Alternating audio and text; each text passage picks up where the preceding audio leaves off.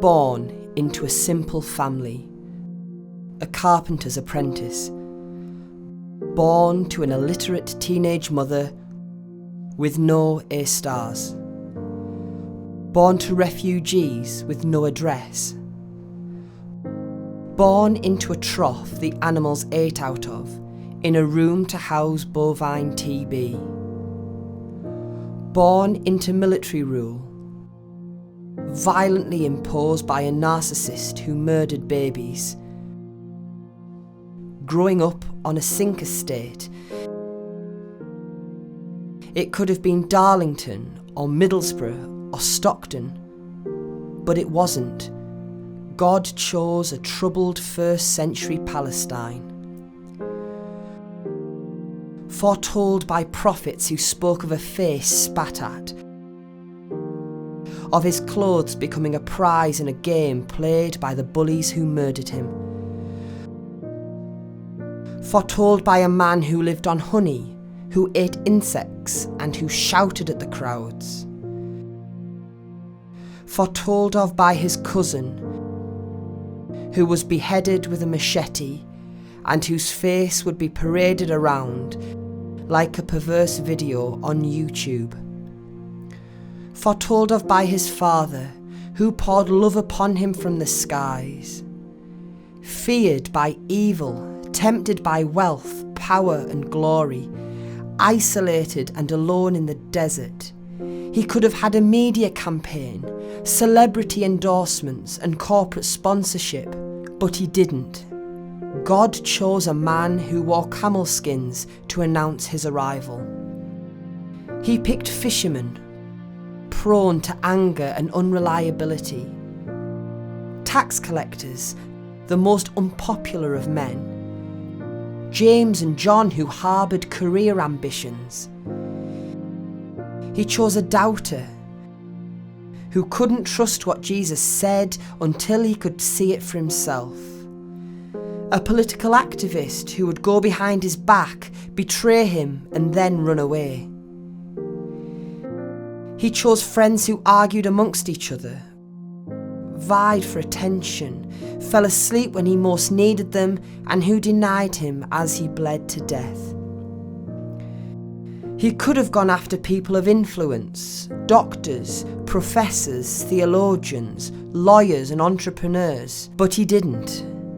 Jesus chose the unqualified and the unprepared to assist him. He set about healing the reviled and despised. After he met them, the paralysed walked away from people's indignation. Lepers returned to their families.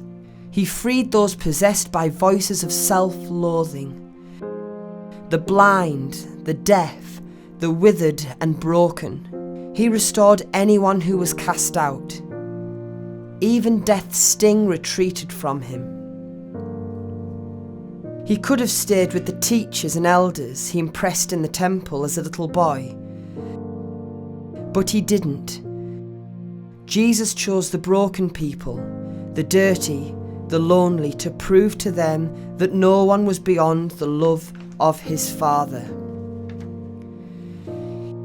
He taught them with authority because he lived perfectly what he said.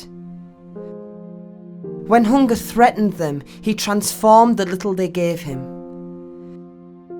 When fear of drowning threatened to destroy them, he calmed their storm. When their religion became proper but loveless, he dared to challenge it.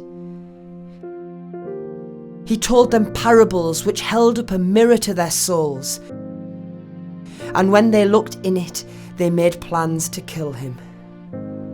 He could have rode into Jerusalem on a stallion, but he didn't. Jesus chose a donkey.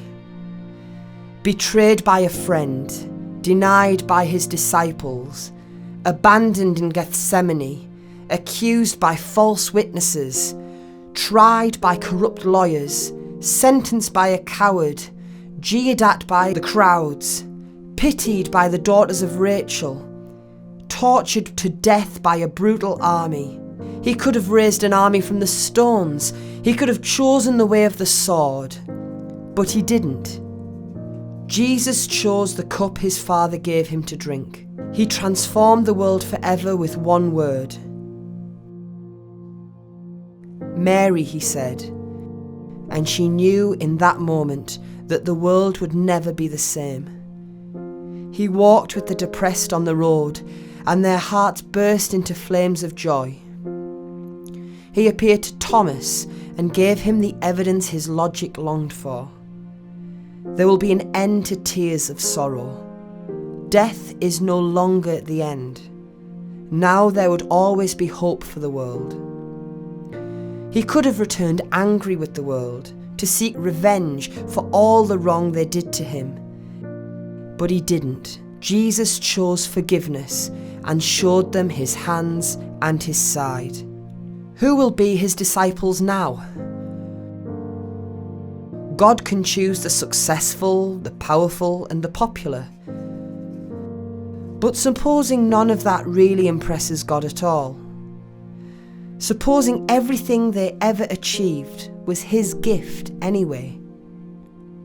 Suppose that today, in the midst of this big crowd, God is choosing you to meet his Son.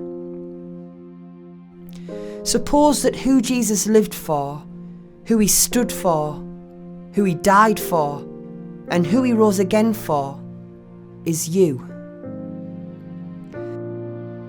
Suppose his loving Father is your loving Father. And suppose he loves you just as you are, so that you would never have to prove yourself to anyone ever again. Young women and young men of the church, today love itself chooses you.